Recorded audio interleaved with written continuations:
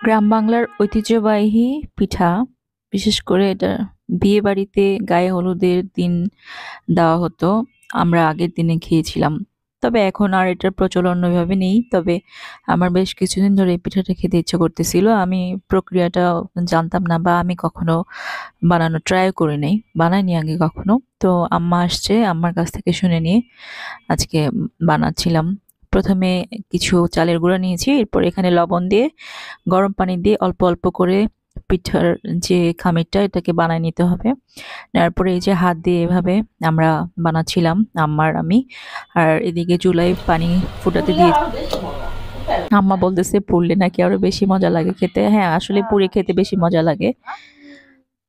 কেমন মজা? এই তো ওরা খাচ্ছে। আর আমার মা বলতেছে আমি খেতে চেয়েছি, আমাকে খাওয়ার ভিডিও করতে। অনেক মজা। এটা খাইছো কখনো আগে? আচ্ছা।